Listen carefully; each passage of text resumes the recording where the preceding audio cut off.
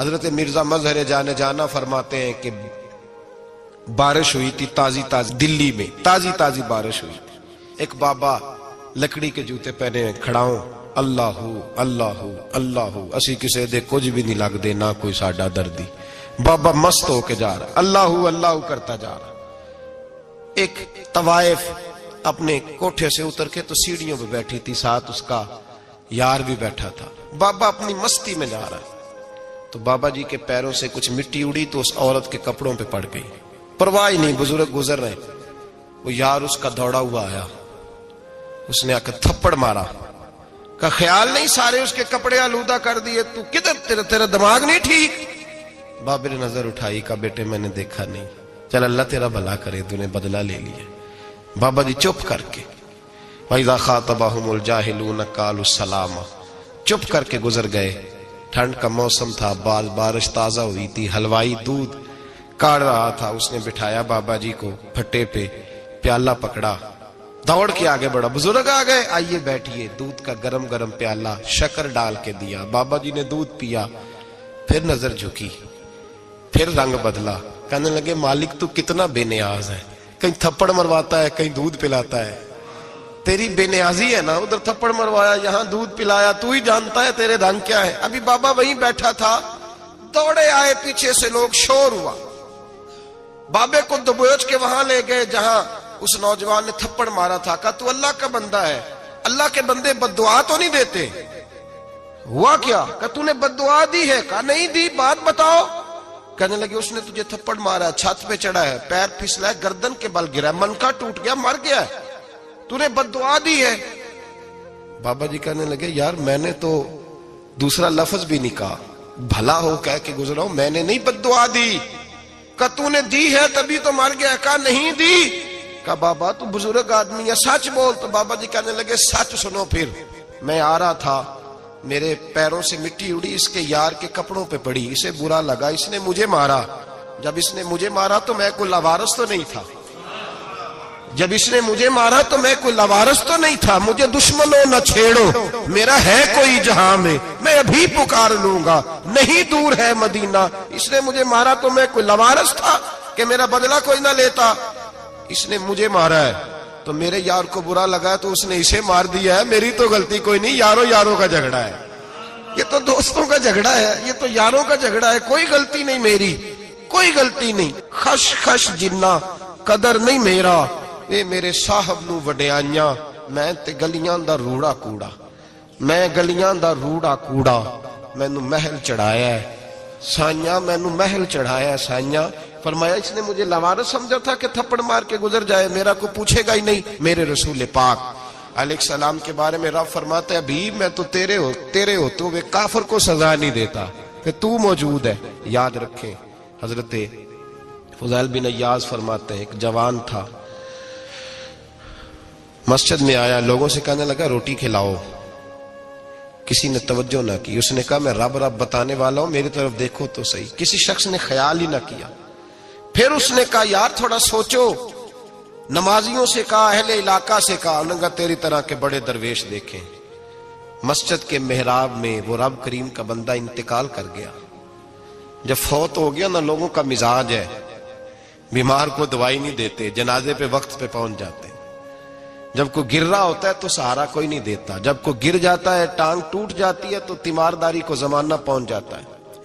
اور بزرگ وہ نوجوان اللہ کا نیک بندہ مسجد کے محراب میں فوت ہو گیا. حضرت فضیل ابن عیاض کہتے ہیں امام صاحب نے اعلان کیا چندہ دو، کوئی لاوارث فوت ہو گیا، کفن دینا. چندہ کٹھا ہوا، کفن خریدا، جنازہ پڑا. عشاء کے بعد دفن کر کے آئے.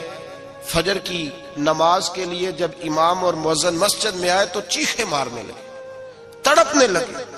دور دور تک آوازیں پھیل گئی، دنیا دوڑی آئی. کیا ہوا؟ کہنے لگے وہ جو تم نے کفن پہنایا تھا وہ یہاں پڑا ہوا ہے، اور دیکھو کفن پہ تحریر لکھی ہے. تحریر کیا ہے؟ عرش کے مالک نے فرمایا میرے دوست نے روٹی مانگی تم نے دی نہیں، اس نے تمہیں میرے قریب کرنے کے لیے اپنی طرف توجہ کرائی، تم نے کی نہیں. اور میرا یار تمہارے کفن کا محتاج تھا، سنبھال کے رکھو اپنا کفن، میں نے اسے جنت کا لباس عطا فرما دیا، سنبھال کے رکھو. یہ کوئی لاوارثوں کا ٹولہ ہے؟ یاد رکھیں جو وارث والے ہیں، وارث والے ان کا رنگ اور ہے، جو ماننے والے ہیں ان کا مزاج اور ہے۔ اپنی زندگی لوارثوں کی طرح نہیں گزاریں، تھوڑا سا ادھر گیا تھا تو پھر تھوڑا سا ادھر گیا تھا تو تھوڑا سا، یہ کیا بات ہوئی، یہ کیا بات ہوئی؟ اپنے آپ کو، اپنی نسبت کو، اپنے عقیدے کو مضبوط رکھیں۔ 1 انچ کے لیے اعلیٰ حضرت فاضل بریلوی رحمت اللہ علیہ کے مکان کی دیوار گر گئی، ایک کونا مکان کا، آپ جانتے ہیں پرانی دیواریں چھوٹی ہوتی تھی اور بارشوں میں اکثر گھروں کی دیواریں گری ہوئی ہوتی تھی، ایک سائیڈ کی دیوار گر گئی تو اس کونے میں ہندوؤں کا گھر تھا۔ اب مستری صاحب رات کو آئے، ان سے بات ہوئی تو کہنے لگے سویرے کام شروع کروں گا۔ کہا 1-2 صاحب نے کہ ہندوؤں کا گھر ساتھ ہے اور وہ دشمن بھی بڑے زیادہ ہیں، تو رات کو ہی ہو جائے۔ کہنے لگا جی نہیں، میری مجبوری ہے، مزدور کہاں سے لاؤں گا، بڑے معاملات ہیں، سویرے شروع ہوگی۔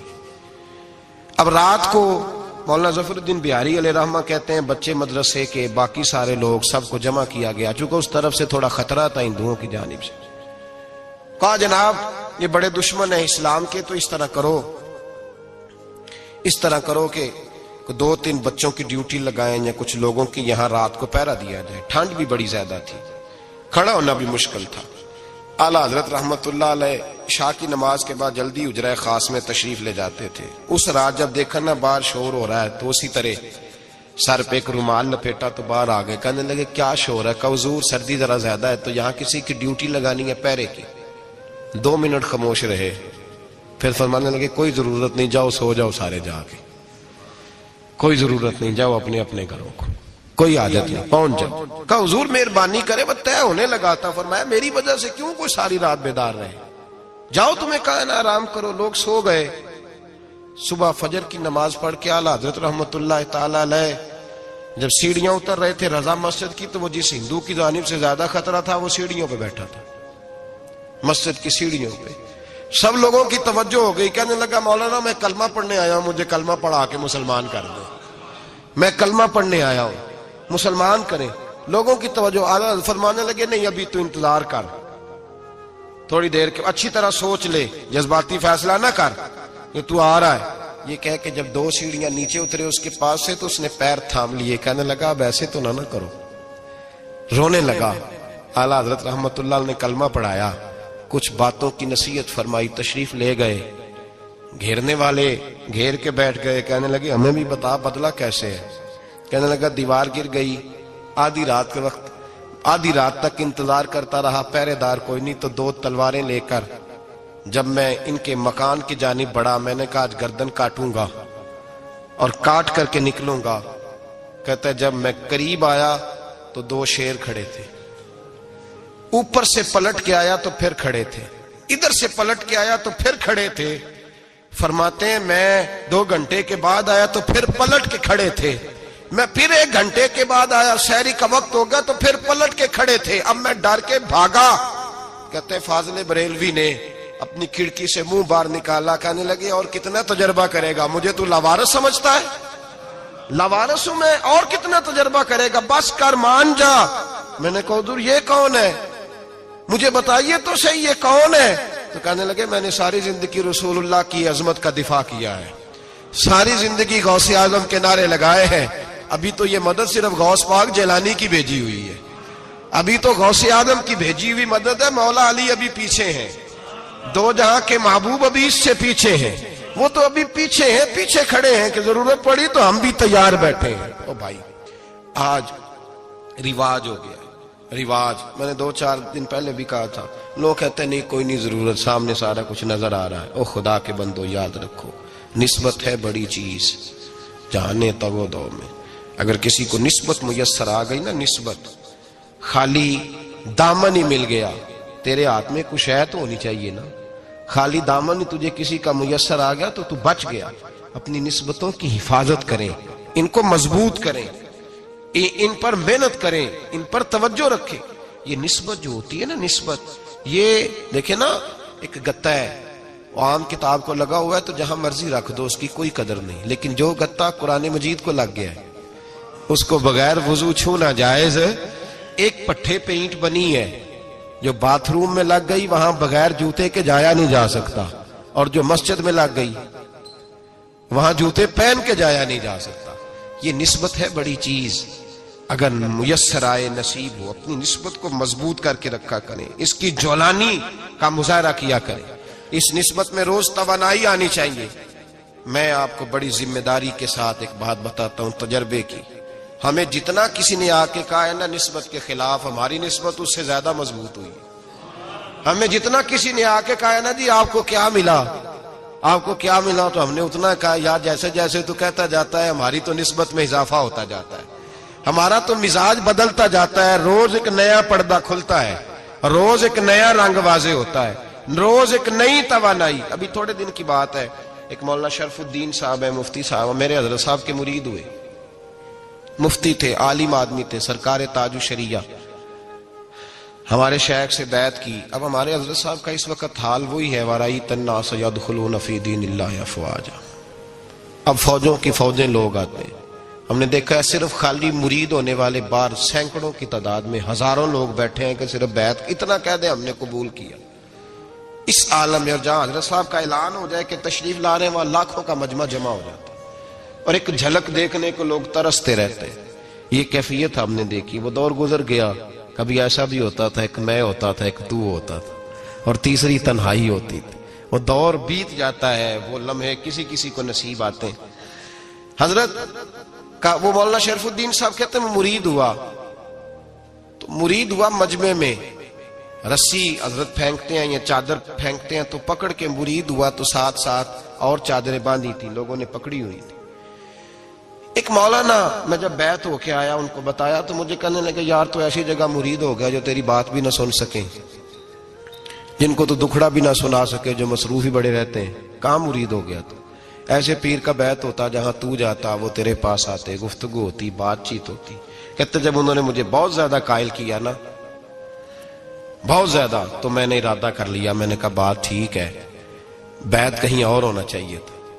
کہتے میں عشاء کے بعد سویا تو حضرت صاحب مجھے خواب میں ملے, خواب میں, اور فرمانے لگے مولانا جب آپ مرید ہوئے تھے تو آپ اس جانب بیٹھے تھے, اس کونے میں آپ تھے, اتنے لوگ آپ سے پہلے تھے, اس حال میں آپ مرید ہوئے تھے, اور جہاں تک بات چیت کرنے کی بات ہے تو آپ نے جو دل میں سوچا تھا وہ میں نے آ کے آپ کو بتا دیا ہے. پھر بھی بڑی ضرورت ہو تو میرے صاحبزادے کا نمبر لے لیں اور فون کر لیا کریں, بات ہو جایا کرے گی. کہتے ہیں یہ ابھی بات ہو ہی رہی تھی کہ میرے دروازے پہ دستک ہوئی تو میری آنکھ کھل گئی. میری آنکھ کھلی تو میں پریشان ہوں کہ نمبر تو ملا نہیں. ایک انجینئر صاحب میرے محلے میں رہتے تھے, فرماتے ہیں وہ شام کو میرے پاس آئے اور کہنے لگے مولانا سنا ہے آپ حضرت مفتی اختر رضا صاحب سے مرید ہو گئے. میں نے کہا ہاں. تو کہنے لگے میں ان کے مدرسے میں کام کر کے آئے ہوں, میرے پاس ان کے بیٹے کا نمبر ہے, چاہیے آپ کو؟ نمبر ہے چاہیے. کہتے ہیں نمبر مجھے وہ شام کو گھر آ کے دے گئے. اب جب میں آستانہ نور پہ بریلی شریف ملنے کے لیے حاضر ہوا تو میرے دل میں خیال آیا, جب میں اندر گیا نا تو میرے دل میں خیال آیا حضور خواب جو آئی تھی اتنی بھی جلدی کیا ہے, ذرا ٹھہر جائیے, آپ ملے جو تھے تو صاحب نمبر بھی دے ہی جاتے. میرے دل میں خیال آیا تو السلام علیکم کے بعد حضرت کہنے لگے مولانا مجھے تو جلدی کوئی نہیں تھی, آپ کے دروازے پہ دستک ہو گئی تھی, مجھے تو کوئی جلدی نہیں تھی, آپ کا دروازہ بجنے لگا تھا, مجھے تو جلدی کوئی نہیں تھی لوٹنے کی. ہر مشکل دی کنجی یارو ہاتھ مرداں دے آئی, اور مرد نظر کرے جس ویلے مشکل رہے نہ کائی. بس لوگوں یہ یاد رکھو اور اس پہ عمل کرو, اپنی نسبتوں کو مضبوط کریں. ہمارا تو جیسے دن کا اجالا چمکتا ہے نا, چمکتا ہے دل کا اجالا, جیسے نیا دن چڑھتا ہے ہمارے لیے تو ایک نئی روشنی لے کے آتا ہے. اپنے آپ کو بیدار رکھیں. سورج اگر باہر پورا نکل آئے نا تو جو آدمی آنکھیں زور سے بند کر لے اسے کوئی شے نظر نہیں آتی.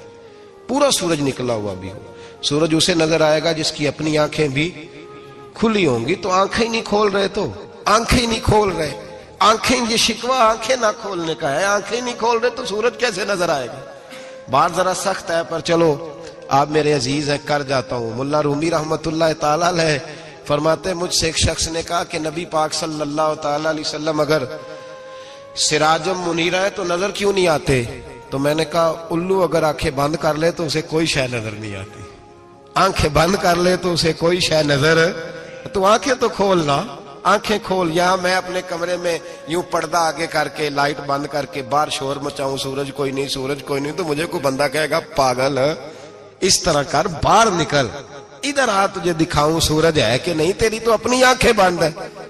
اقبال کہتے ہیں دل بینا بھی کر خدا سے طلب، آنکھ کا نور دل کا نور نہیں، اندر کی آنکھیں کھول، اندر اتنا اندھیرا ہے تو باہر کیسے نظر آئے گا؟ تو لوگ آنکھ ہی نہیں کھولتے، دائیں بائیں دیکھتے رہتے ہیں۔ نسبت کو مضبوط کریں۔ رب تو فرماتا ہے حبیب تو موجود ہے تو میں کافر کو بھی عذاب نہیں دیتا۔ اب یہاں خالص نسبت کا بیان ہے، خالص، یہ نہیں فرمایا کہ حبیب ان کے عمل اچھے ہیں تو میں عذاب نہیں دیتا، یہ نہیں فرمایا کہ حبیب یہاں خانہ کعبہ ہے تو میں عذاب نہیں دیتا، نسبت کی بات فرمائی، نسبت کی۔ یہ نہیں فرمایا کہ حبیب یہاں روز طواف ہوتا ہے تو عذاب نہیں دیتا، یہاں تلاوت ہوتی ہے تو فرمایا حبیب تو ہے اس لیے میں انہیں عذاب۔ مدینے میں کبھی زلزلہ نہیں آیا، پتہ ہے آپ کو؟ اس لیے نہیں آیا کہ وہاں میرے مصطفیٰ کا گنبد خضرا ہے۔ کوئی فصل وہ بیجتے نہیں، کوئی فصل بوتے نہیں، وہ کوئی فصل بھی، لیکن دنیا کی ہر شے آپ کو مدینے میں ملتی ہے۔ جو سب سے اچھا پھل کھانا چاہے اسے مدینے میں جا کے ملتا ہے، اس لیے کہ وہاں گنبد خضرا کی ہریالی موجود ہے۔ دنیا کی ہر نعمت ملتی ہے اس لیے کہ گنبد خضرا جو موجود ہے۔ تو بھائی یہ نسبتوں کی بار ہے، نسبتوں کی۔ پرانی امتوں میں جب کوئی گناہ کرتا تھا تو دروازے پہ لکھا ہوتا تھا سویرے، میرے حبیب نے دعا فرمائی مولا یہ میرے ہیں انہیں رسوا نہ کرنا، اے اللہ میرے ہیں انہیں رسوا نہ کرنا۔ تو میرے بھائی سن لو اور یاد رکھ لو، لاکھوں پاپ بھی لوگ کر کے آئیں، سویرے منہ دھو کے نکل آئیں تو عرش کا مالک رسوا نہیں کرتا، بلکہ کہتا ہے تو میرے دامن میں چھپ جا، اندر جا کے جہاں گناہ کیا ہے وہاں جا کے دل سے سچی توبہ کر لے، میں قیامت میں بھی کسی کو نہیں بتاؤں گا کہ تو نے گناہ کیا ہے۔ تو برکت کس کی ہے؟ رسول پاک کی۔ یہ برکت کس کی ہے؟ حبیب دو عالم کی صلی اللہ۔ غلامی کا رشتہ مضبوط کریں، غلامی کا، وارث والے بنے، لوارث نہ بنے۔ لوارثوں جیسی زندگی نہ گزارے، جہاں مرضی چلے گئے، جہاں مرضی چھٹیاں کار ہے، جتنے مرضی ٹائم بتائے، جو مرضی طبیعت میں آیا کرتے پھرے، پتہ ہی کوئی نہیں، حال ہی کوئی نہیں، یہ کوئی کیفیت نہیں ہے کوئی بھی۔ مجھے ایک صاحب کہنے لگے کہ ایک پیر بھائی پوچھ رہا تھا حضرت صاحب کا حال کیا ہے، میں نے آج کے بعد اس نے تجھ سے پوچھا تو بالکل نہ بتانا۔ وہ کیسا بیٹا ہے، وہ کیسا بیٹا ہے جو پڑوسیوں سے دائیں بائیں لوگوں سے حال پوچھتا ہے، اسے پتہ ہی نہیں، اسے خبر ہی نہیں، اسے تو لمحے لمحے کی خبر ہونی چاہیے، اسے تو منٹ کا پتہ ہونا چاہیے تھا۔ وہ اس نے کس طرح کی نسبت رکھی ہوئی ہے جس کو ہم سایوں سے پوچھنے پڑتا ہے ذرا پتہ کر کے بتانا حال کیا ہے۔ تو کدھر تھا بھائی، اتنی دیر ہو گئی، تو نے حال بھی کسی اور سے پتہ کرانا ہے۔ میں نے کہا اس کو کہنا آج کے بعد حال پوچھنا ہوا تو خط لکھے، میں بھی جواب لکھ دوں گا، بات ختم ہو گئی۔ جب دور دور جو رہنا ہے تو ٹھیک ہے، پھر اس طرح نہ تو خدا ہے نہ میرا عشق فرشتوں جیسا، دونوں انسان ہیں تو پھر کیوں اتنے حجابوں میں ملے؟